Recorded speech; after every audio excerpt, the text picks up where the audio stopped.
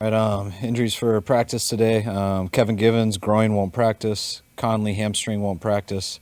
Mooney, personal, won't practice. Jake Moody, right ankle, limited. Juwan Jennings, hip, limited. Debo, rib, oblique, limited. Feliciano, knee, limited. McCaffrey, Achilles, limited. Yetur, knee, limited. Mitch, back, limited. And that's it. How did Christian fare on Monday? Does he still seem on track to play Sunday? Yeah, he was good. We didn't do too much, but had no pain, was good yesterday, and excited to get him out there today.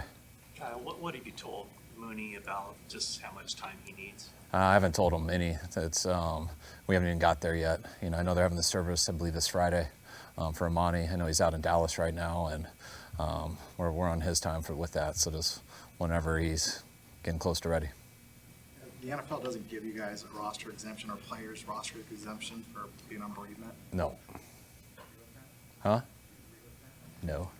But never thought about it till this situation. But no. I mean, it's tough. But everybody handles those things differently. You never know how. I don't even like to think of how I would react because you don't know until it happens. So just something you got to be there for someone, and there's no right or wrong way to do it. It's whatever works for the person. At what point do you think there will be a decision on whether or not Christian plays Sunday? To publicly kick off. What about in your mind? What do you need to see from him, or what does he need to tell you? That he's just Christian McCaffrey, and he's not hurting. But as long as everything goes well, it has in the rehab. So just as long as he doesn't get sore and have setbacks each day with practice. Usually, if you get that in practice, that means it's going to be worse in the game. So hopefully, you can string together 3 days in a row and not have any of those. If he does look like the Christian of old, does his workload become the workload of old, or is that something that you're going to be more cognizant of? It definitely could, but it also definitely might not. So. But let me just follow that up. I mean, he did have a heavy workload last year. Yeah. Is there any thought that the issues that he's dealing with now are related to the 20 games that he played a year ago? I don't believe that. I don't think he believes that. I think things happen to a body. I think they happen in the off season, but I don't think that really has to do with numbers. When a guy's healthy and good, they're usually good. But we got to see where his conditioning's at, how he is. I know he's conditioned as well as he can be, but how his football conditioning is and stuff. But usually I don't chalk up to numbers one year to affect the injury the next year. When you're making a game plan, do you have to make one with Christian and one without Christian? You got to do it like always. I mean, you got to be ready for. Guys have different traits. So whether a guy's going 10 plays, 30, or all plays, or whether he gets hurt in the first series, or whether he gets sick before the game, it's the same as always. Difference with different players. I guess people have gotten conditioned to you guys making a significant move at the trade deadline. That happened this year. What was, I guess, your and John's thought process as far as not making a huge move? I think it was the same as every year. There's just, we don't just make a huge move because we want to. We think it's something that can help and not hurt you for the future. And you got to you got to weigh those risks every year. And a few good things have popped up that we thought were worth the risks in past years. We didn't see anything this year that was a huge risk, but we do feel like we helped our team with the things that we did do. Had Gibson on the practice squad last year. It was 2 years ago. Put him in the lineup, and then he never came out. What do you look for this time around?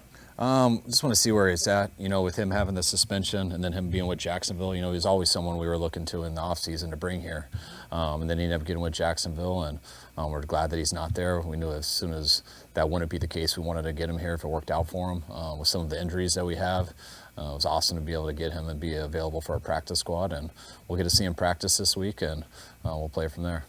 Since you've been here, your teams have won 70% of the games after the bye. Is there anything that you do during the bye or that you do to prepare yourself or your team post-bye? No. I think, you'd like to think you get better the more you practice and the farther you go. You also like to think other teams do that too. So I always like to feel we're going to be better I like to feel we're better the following week always. But our first year we started 0-9, and finished 6-10, so I think that helps a little bit. But all the years after our second year, I think we've had good teams, and so we've had good records, and and they've come pretty early too. You guys have played, I think, 4 teams that are coming off a bye this week, and in the schedule as far as rest differential, everything doesn't work in your favor. This week is an exception. Obviously, Tampa had to play. I mean, did you watch the game and are you like, sweet, they're going to overtime? You know? Yeah, definitely. I was hoping the rules would change and they could go to double overtime. Yeah, I mean, that's always stuff that, I mean, it can be advantage, but I've done it enough that you think it's an advantage and it's a disadvantage. I've been in times where you think the bye week is the rest you need and you feel rested and stuff, but you just got out of your groove a little bit and you're a little rusty, where teams that are going every single week are kind of in their groove. So I've seen it both ways, but I definitely would take our side over the other. What do you see from Baker? How has he grown in Tampa? I think Baker's a stud. I think last year, I thought he was at the top of his game last year, playing real well, and this year I think he's the same, if not better. I think he's one of the main reasons. I think they were a couple plays away from playing us in the NFC Championship last year. We were real worried about him going into that game. He just got hotter as the whole year went, and he's playing at such a high level right now. Three out of the next 4 weeks, you're on pretty long road trips. Is there anything that you have to do to prepare for that differently? Not really. I mean, we deal with crowd noise more here and stuff, so you get used to the silent cadence, but usually you get used to that in half a day. Sometimes we like having a little more sleep on the airplanes, which is nice. At least coaches, you get a little more rested, but always like being at home. Always like being in our stadium. Always like Fridays being around our families and stuff, but sometimes it's nice to hunker down a little bit and be about a group of 53 guys or whatever it is, going against a whole stadium, and doing that a few weeks in a row can get fun, and as long as you handle the games the right way. What you just mentioned, how sometimes the bye helps, sometimes it doesn't. Just your comprehensive look on what you've seen from your team as a whole, knowing that you guys were taking some hits early in the season. When they came back on Monday, how did you feel like you guys looked after the bye? Yeah, I always go off, it's usually like the first meeting I talk to the guys. It's usually it's like 10 on Monday. But I always kind of I love the feeling usually of a room before you talk after a bye week. I've been on teams that you don't have a good team, and everyone's been off a week and everyone's still like trying to get used to getting awake for a meeting. And then sometimes you walk in a room and you can just feel the collective energy of a team that feels rested.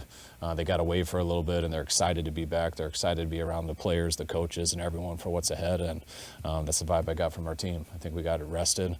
Doesn't solve everything. I mean, it's only a week and stuff, but it's as good mentally as it is physically. And we got a lot ahead of us. It's going to be a huge challenge, but one that we definitely feel we're capable of and one we're excited and up for. Tampa played 83 plays on defense.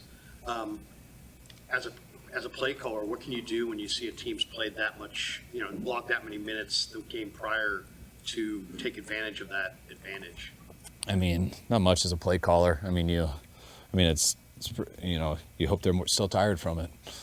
So you hope that we make the game hard for them and stuff and do all that. But I mean, it's kind of like what I was saying earlier. It's sometimes you go every week and, you have bye weeks early and you go like 10 weeks in a row and you just get on runs and you guys get used and you get to the motions. I thought last year one of our toughest challenges was clinching our division after that Washington game and having the next week not count anything versus the Rams, and then another week where we had a bye week and we had to watch everyone, and then we had a week of practice to get ready for our Green Bay game. And I felt that was one of the reasons I thought we played some of our worst football. And guys loved it. Guys were into it. They were getting rested, but you just kind of got out of that groove. And, man, it felt like we needed a break because we were exhausted, but it doesn't always help. So you got to keep that intensity. Even though your mind usually is, you got to make sure everything's going through it. And because it doesn't get easier, it gets harder. And you got to be used to it being hard all the time. And you got to get comfortable with that, not used to it. All right, thanks.